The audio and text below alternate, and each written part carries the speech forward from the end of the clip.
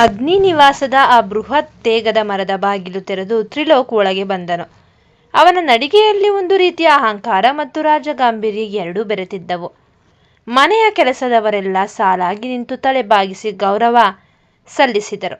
ಅತ್ತ ಸಾವಿತ್ರಿ ಮಗನ ಬರುವಿಕೆಗಾಗಿ ಕಾಯುತ್ತಿದ್ದರು. ತ್ರಿಲೋಕ್ ಒಳಗೆ ಬರುತ್ತಿದ್ದಂತೆಯೇ ಸಾವಿತ್ರಿಯವರು ಓಡಿ ಬಂದು ಮಗನನ್ನು ಅಪ್ಪಿಕೊಂಡರು. ಸಾವಿತ್ರಿ, ತ್ರಿಲೋಕ್, ನನ್ನ ಮಗ, ಕೊನೆಗೂ ಬಂದು ಬಿಟ್ಟಿಯಾ? ಎಷ್ಟು ವರ್ಷ ಆಯ್ತು ನಿನ್ನ ನೋಡಿ ಎಂದು ಕಣ್ಣೀರು ಹಾಕಿದರು. ತ್ರಿಲೋಕ್ ನಗುತ್ತಾ ಅಮ್ಮನ ಆಶೀರ್ವಾದ ಪಡೆದನು. ಅಮ್ಮ, ಲಂಡನ್ ಅಂದ್ರೆ ಬರೀ ಮಂಜು ಅಷ್ಟೇ. ನಮ್ಮ ಅಗ್ನಿ ನಿವಾಸ ಈಗತ್ತೂ ಬೇರೆಲ್ಲೂ ಇಲ್ಲ ಎಂದು ತನ್ನ ಜಾಲಿ ಸ್ಟೈಲ್ನಲ್ಲಿ ಹೇಳಿದನು. ಅಷ್ಟರಲ್ಲಿ ಮೇಲಿನ ಮಹಡಿಯಿಂದ ಸಮರ್ಥ್ ಮತ್ತು ಅದಿತಿ ಕೆಳಗಿಳಿದು ಬಂದರು. ಅದಿತಿ ಓಡಿ ಬಂದು ತ್ರಿಲೋಕ್ನನ್ನ ತಬ್ಬಿಕೊಂಡಳು. ಅಣ್ಣ, ನಿನಗೆ ಎಷ್ಟು ಫೋನ್ ಮಾಡಿದ್ದೆ ಗೊತ್ತಾ? ನೀನು ಬರೋದು ಇಷ್ಟು ಲೇಟ್ ಯಾಕೆ ಎಂದು ಮುನಿಸು ತೋರಿಸಿದಳು. ತ್ರಿಲೋಕ್, ಸಾರಿ ಅದಿತಿ, ಬರುವಾಗ ಸ್ವಲ್ಪ ಬಿಸ್ನೆಸ್ ಕೆಲಸ ಇತ್ತು. ಸಮರ್ಥ್, ಹೇಗಿದ್ದೀಯಾ? ಅಣ್ಣನ ಅಕ್ಕಪಕ್ಕ ಇರೋ ಮಂತ್ರಿ ಥರಾನೇ ಕಾಣ್ತಿದ್ದೀಯಾ ಎಂದು ಸಮರ್ಥ್ನನ್ನು ಚುಡಾಯಿಸಿದನು. ಅಷ್ಟರಲ್ಲಿ ಮೆಟ್ಟಿಲುಗಳ ಮೇಲಿಂದ ಅತ್ಯಂತ ಗಂಭೀರವಾದ ಹೆಜ್ಜೆಗಳ ಶಬ್ದ ಕೇಳಿಸಿತು. ಅದ್ವೈತ್ ಕೆಳಗಿಳಿದು ಬರುತ್ತಿದ್ದನು. ಮನೆಯ ಪ್ರತಿಯೊಂದು ಅಣುವು ಅದ್ವೈತ್ನ ಶಕ್ತಿಗೆ ತಲೆಬಾಗುತ್ತಿತ್ತು. ತ್ರಿಲೋಕ್ ಮತ್ತು ಅದ್ವೈತ್ ಪರಸ್ಪರ ಕಣ್ಣಲ್ಲಿ ಕಣ್ಣಿಟ್ಟು ನೋಡಿದರು. ತ್ರಿಲೋಕ್ ಅದ್ವೈತ್ಗಿಂತ 3 ವರ್ಷ ಚಿಕ್ಕವನಾದರೂ ದೇಹ ದಾಢ್ಯದಲ್ಲಿ ಮತ್ತು ಬುದ್ಧಿವಂತಿಕೆಯಲ್ಲಿ ಅದ್ವೈತ್ಗೆ ಸರಿಸಮಾನನಾಗಿದ್ದನು. ಇಬ್ಬರೂ ಅಗ್ನಿವಂಶದ ಸಿಂಹಗಳೇ. ತ್ರಿಲೋಕ್ ನಗೆಯೊಂದಿಗೆ, ಬಾಸ್ ಎಂಟ್ರಿ ಆಯ್ತು. ಹೇಗಿದ್ದೀಯಾ ಅಣ್ಣ? ಇನ್ನೂ ಅದೇ ಹಳೆಯ ಸ್ಟೈಲ್, ಅದೇ ಗಂಭೀರ್ಯ, ಸ್ವಲ್ಪನೂ ಬದಲಾಗಿಲ್ಲ ಅನ್ಸುತ್ತೆ.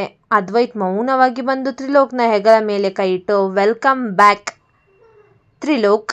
ಅಗ್ನಿ ನಿವಾಸಕ್ಕೆ ನಿನ್ನ ಅವಶ್ಯಕತೆ ಇತ್ತು ಎಂದನು. ಇಬ್ಬರ ನಡುವೆ ಯಾವುದೇ ಶೀತಲ ಸಮರವಿರಲಿಲ್ಲ. ಆದರೆ ಮನೆಯ ಇಬ್ಬರು ಶಕ್ತಿಶಾಲಿ ವ್ಯಕ್ತಿಗಳು ಒಂದೇ ಸೂರಿನಡಿ ಇರುವುದು ಎಲ್ಲರಲ್ಲೂ ಒಂದು ರೀತಿಯ ಕುತೂಹಲ ಮೂಡಿಸಿತ್ತು. ಅಗ್ನಿ ನಿವಾಸದ ವಿಶಾಲವಾದ ಹಜಾರದಲ್ಲಿ ಅದ್ವೈತ್, ಸಮರ್ಥ್, ಅದಿತಿ ಮತ್ತು ತ್ರಿಲೋಕ್ 4 ಜನ ಅಣ್ಣ, ತಮ್ಮ, ತಂಗಿ ಒಂದೇ ಕಡೆ ಕುಳಿತಿದ್ದರು. ಸಾವಿತ್ರಿ ಅವರು ಹಣ್ಣುಗಳನ್ನು ಕತ್ತರಿಸಿ ಎಲ್ಲರಿಗೂ ಕೊಡುತ್ತಾ ಅತ್ತ ಮಗ ತ್ರಿಲೋಕ್ನನ್ನು ಪ್ರೀತಿಯಿಂದ ನೋಡುತ್ತಿದ್ದರು. ಸಾವಿತ್ರಿ, ನೋಡಿ, ಎಷ್ಟು ವರ್ಷಗಳಾದ ಮೇಲೆ ಈ ಮನೆಗೆ ಕಳೆ ಬಂದಿದೆ. ನೀವೆಲ್ಲರೂ ಹೀಗೆ ಒಟ್ಟಿಗೆ ಇರೋದನ್ನು ನೋಡೋಕೆ 2 ಕಣ್ಣು ಸಾಲದು. ತ್ರಿಲೋಕ್ ತನ್ನ ಲವಲವಿಕೆಯಿಂದ ಇಡೀ ಮನೆಯ ವಾತಾವರಣವನ್ನೇ ಬದಲಿಸಿದ್ದನು. ಅವನು ಲಂಡನ್ನಿಂದ ತಂದಿದ್ದ ಉಡುಗೊರೆಗಳನ್ನು ಎಲ್ಲರಿಗೂ ಹಂಚುತ್ತಿದ್ದನು.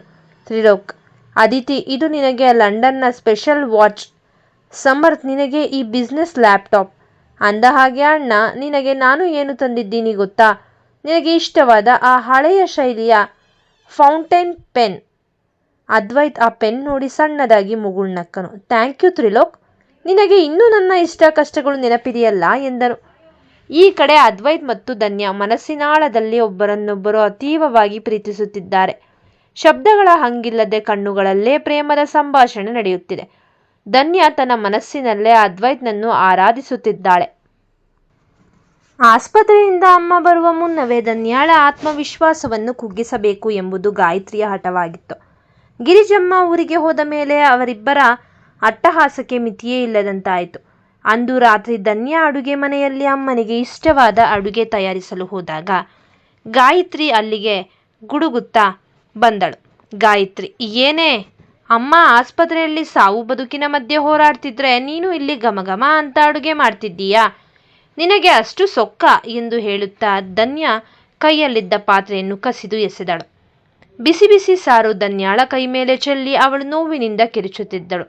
ಶ್ರೇಯ ವ್ಯಂಗ್ಯವಾಗಿ ನಗುತ್ತಾ, ನೋಡು ಧನ್ಯ, ಈ ಮನೆಯಲ್ಲಿ ಇನ್ಮೇಲೆ ನಿನಗೆ ಒಂದು ತುತ್ತು ಅನ್ನ ಸಿಗ್ಬೇಕಾದ್ರೂ ನೀನು ನಮ್ಮ ಕಾಲಡಿ ಇರಬೇಕು. ಕಾಲೇಜಿಗೆ ಹೋಗೋದು, ಆಫೀಸ್ ಅಂತ ಆ ಅದ್ವೈತ್ ಸಾಹೇಬರ ಜೊತೆ ಸುತ್ತೋದು ಇನ್ಮೇಲೆ ನಡೆಯಲ್ಲ. ನೀನು ಹೋದ ಕಡೆ ಈ ಮನೆಯ ಮರ್ಯಾದೆ ಹರಾಜು ಹಾಕ್ತಿದೆ. ಧನ್ಯ ಕಣ್ಣೀರು ಹಾಕುತ್ತಾ, ದೊಡ್ಡಮ್ಮ, ನಾನು ನಿಮ್ಮ ಕಾಲಿಗೆ ಬೀಳ್ತೀನಿ. ಪ್ಲೀಸ್ ಅಮ್ಮನ ನೋಡೋಕೆ ಮಾತ್ರ ಅಡ್ಡಿ ಮಾಡಬೇಡಿ. ಅವರ ಪ್ರಾಣ ಉಳಿಯೋದಕ್ಕೆ ಅದ್ವೈತ್ ಸರ್ ಸಹಾಯ ಮಾಡ್ತಿದ್ದಾರೆ ಎಂದು ಬೇಡಿಕೊಂಡಳು. ಈ ಮಾತು ಕೇಳಿದ ತಕ್ಷಣ ಗಾಯತ್ರಿಯ ಕಣ್ಣುಗಳು ಕೆಂಪಾದವು. ಅವಳು ಧನ್ಯಾಳ ಕೂದಲನ್ನು ಗಟ್ಟಿಯಾಗಿ ಹಿಡಿದು ಗೋಡೆಗೆ ಒತ್ತಿ ಹಿಡಿದಳು. ಗಾಯತ್ರಿ, ನೋಡು, ಧನ್ಯ ಆ ಅದ್ವೈತ್ ಬಗ್ಗೆ ಒಂದು ಮಾತು ಎತ್ತಿದ್ರೂ ಸರಿ, ಅಥವಾ ಈ ಮನೆಯಲ್ಲಿ ನಾವು ನಿನಗೆ ಕೊಡ್ತಿರೋ ಕಾಟದ ಬಗ್ಗೆ ಯಾರತ್ರನಾದ್ರೂ ಬಾಯಿ ಬಿಟ್ರೆ ನೆನ್ಪಿಟ್ಕೋ, ಆಸ್ಪತ್ರೆಯಲ್ಲಿ ನಿನ್ನ ಅಮ್ಮನಿಗೆ ಹೋಗ್ತಿರೋ ಆಕ್ಸಿಜನ್ ಪೈಪ್ ಕಟ್ ಮಾಡಿಸೋಕೆ ನನಗೆ 1 ನಿಮಿಷ ಸಾಕು. ನಿನ್ನ ಅಮ್ಮ ಪ್ರಾಣ ಉಳಿಸಿಕೊಳ್ಬೇಕಾದ್ರೆ ನೀನು ಮೌನವಾಗಿ ನಾಯಿ ಥರ ಇರಬೇಕು, ಇಲ್ಲ ಅಂದರೆ ಹೆಣ ನೋಡಬೇಕಾಗತ್ತೆ. ಈ ಮಾತು ಕೇಳಿ ಧನ್ಯ ಮರಗಟ್ಟಿ ಹೋದಳು. ತನ್ನ ಅಮ್ಮನ ಜೀವ ಇವರ ಕೈಯಲ್ಲಿದೆ ಎಂಬ ಭಯ ಅವಳನ್ನು ಒಳಗಿನಿಂದ ಸುಡುತ್ತಿತ್ತು. ಶ್ರೇಯ ಅವಳ ಕೈಯಲ್ಲಿದ್ದ ಅದ್ವೈತ್ ಕೊಟ್ಟ ಮೊಬೈಲ್ ಕಿತ್ತುಕೊಂಡು, ಇನ್ಮೇಲೆ ಯಾರಿಗೂ ಕಾಲ್ ಮಾಡೋ ಹಾಗಿಲ್ಲ, ಸುಮ್ಮನೆ ಕೊಟ್ಟ ಕೆಲಸ ಮಾಡಿಕೊಂಡಿರು ಎಂದು ಗದರಿಸಿದಳು. ಅಂದು ರಾತ್ರಿ ಧನ್ಯಾಗೆ ಊಟ ಸಿಗಲಿಲ್ಲ. ಮನೆಯ ಎಲ್ಲ ಕೆಲಸಗಳನ್ನು ಮುಗಿಸಿ ಕಸ ಗುಡಿಸಿ ಪಾತ್ರೆ ತೊಳೆದು ದಣಿದಿದ್ದ ಧನ್ಯ ಸ್ಟೋರ್ ರೂಮ್ನ ಒಂದು ಮೂಲೆಯಲ್ಲಿ ಕುಳಿತು ಬಿಕ್ಕಿ ಬಿಕ್ಕಿ ಅಳುತ್ತಿದ್ದಳು. ಹೊಟ್ಟೆಯ ಹಸಿವಿಗಿಂತ ಅಮ್ಮನ ಪ್ರಾಣದ ಆತಂಕ ಅವಳನ್ನು ಹೆಚ್ಚಾಗಿ ಕಾಡುತ್ತಿತ್ತು. ಅವಳು ಅಸಹಾಯಕಳಾಗಿ ಗೋಡೆಯ ಮೇಲೆ ಅದ್ವೈತ್ನ ಹೆಸರನ್ನು ಬೆರಳಿನಿಂದ ಬರೆಯುತ್ತಾ, ಸರ್, ನಿಮಗೆ ವಿಷಯ ಗೊತ್ತಾದರೆ ಅಮ್ಮನಿಗೆ ಅಪಾಯ ಆಗುತ್ತೆ, ಅದಕ್ಕೆ ನಾನು ಈ ನೋವನ್ನು ಸಹಿಸಿಕೊಳ್ತಿದ್ದೇನೆ. ನನ್ನನ್ನು ಕ್ಷಮಿಸಿ ಸರ್. ನಿಮ್ಮ ಫೋನ್ ಕೂಡ ಎತ್ತೋಕೆ ಆಗ್ತಿಲ್ಲ ಎಂದು ಮನದಲ್ಲೇ ಮರುಗುತ್ತಿದ್ದಳು. ಅತ್ತ ಅಗ್ನಿ ನಿವಾಸದಲ್ಲಿ ಅದ್ವೈತ್ಗೆ ಎದೆಯಲ್ಲಿ ಏನೋ ಆತಂಕ. ಧನ್ಯಾಳ ಫೋನ್ ಸ್ವಿಚ್ ಆಫ್ ಆಗಿರುವುದು ಅವನಿಗೆ ಗಾಬರಿ ಹುಟ್ಟಿಸಿತ್ತು. ಸಮರ್ಥ್ ಮತ್ತು ಅದಿತಿ ತಮ್ಮ ಕೆಲಸದಲ್ಲಿ ಬ್ಯುಸಿಯಾಗಿದ್ದರೆ ಅದ್ವೈತ್ ಮಾತ್ರ ಬಾಲ್ಕನಿಯಲ್ಲಿ ನಿಂತು ಧನ್ಯಾಳ ಮನೆಯ ಕಡೆಗೆ ಚಿಂತಿತನಾಗಿ ನೋಡುತ್ತಿದ್ದನು. ಮಳೆ ಜೋರಾಗಿ ಬರುತ್ತಿತ್ತು, ಆದರೆ ಅವನ ಮನಸ್ಸಿನಲ್ಲಿ ಆತಂಕದ ಬಿರುಗಾಳಿ ಶುರುವಾಗಿತ್ತು.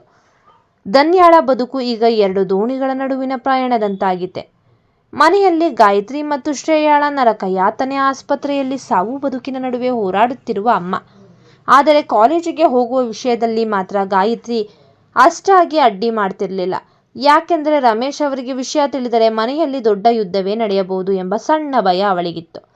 ರಮೇಶ್ ಅವರಿಗೆ ತಿಳಿಯದಂತೆ ಧನ್ಯಾಳನ್ನು ಹಿಂಸಿಸುವುದೇ ಇವರ ಹವ್ಯಾಸವಾಗಿತ್ತು.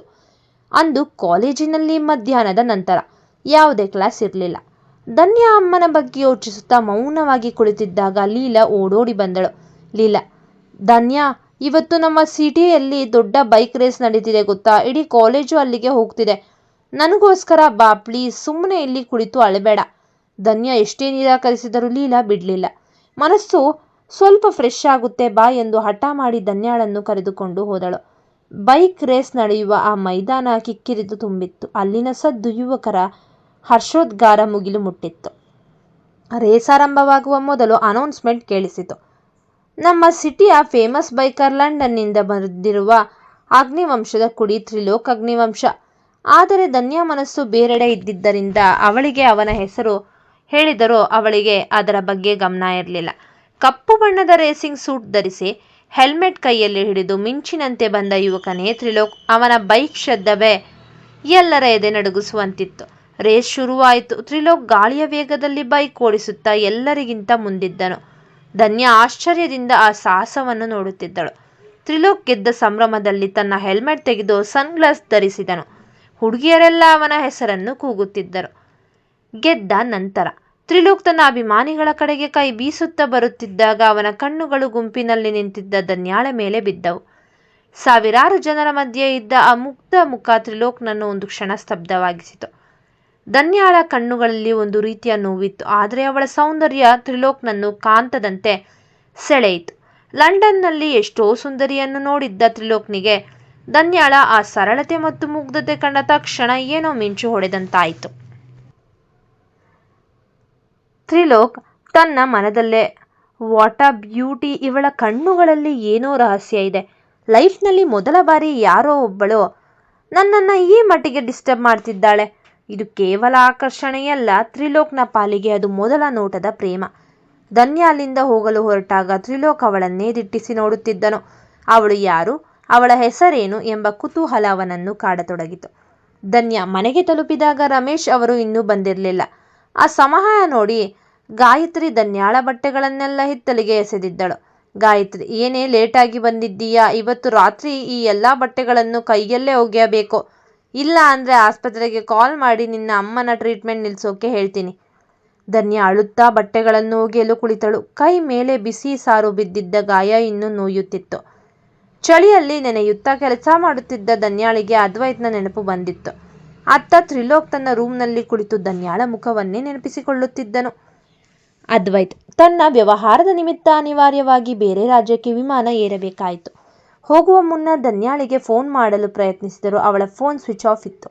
ಬಹುಶಃ ಚಾರ್ಜ್ ಹಾಕಿಲ್ಲವೋ ಅಥವಾ ಅಮ್ಮನ ಆಸ್ಪತ್ರೆಯ ಧಾವಂತದಲ್ಲಿ ಮರೆತಿದ್ದಾಳೆ ಎಂದು ತನ್ನಷ್ಟಕ್ಕೆ ತಾನೇ ಸಮಾಧಾನ ಪಟ್ಟುಕೊಂಡನು.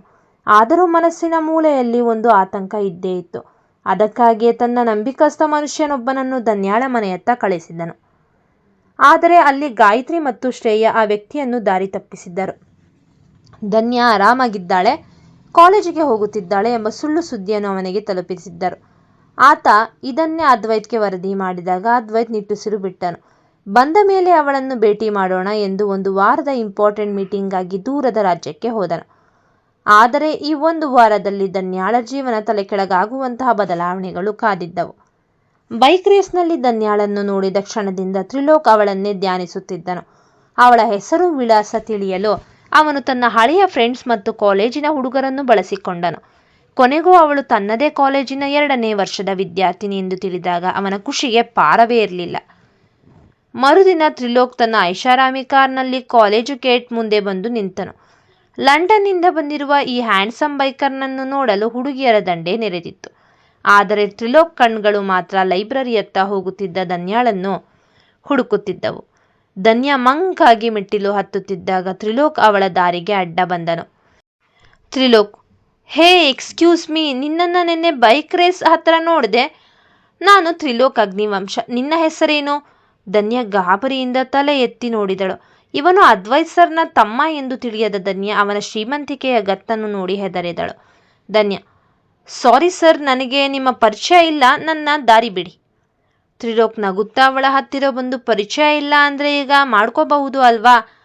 ನಿನ್ನ ಕಣ್ಣಲ್ಲಿರೋ ಆ ನೋವು ನನಗೆ ಏನೋ ಹೇಳ್ತಿದೆ, ಏನಾದರೂ ಪ್ರಾಬ್ಲಮ್ ಇದೆಯಾ ಎಂದನು. ಧನ್ಯ ಏನೂ ಮಾತನಾಡದೆ ಅಲ್ಲಿಂದ ಓಡಿ ಹೋದಳು. ತ್ರಿಲೋಕ್ನ ಮನಸ್ಸಿನಲ್ಲಿ ಅವಳ ಮೇಲಿನ ಆಕರ್ಷಣೆ ಈಗ ಹಠವಾಗಿ ಬದಲಾಯಿತು. ಅತ್ತ ಅದ್ವೈತ್ ಸಿಟಿಯಲ್ಲಿಲ್ಲ ಎಂಬ ವಿಷಯ ಗಾಯತ್ರಿಗೆ ಹೇಗೋ ತಿಳಿದು ಹೋಯಿತು.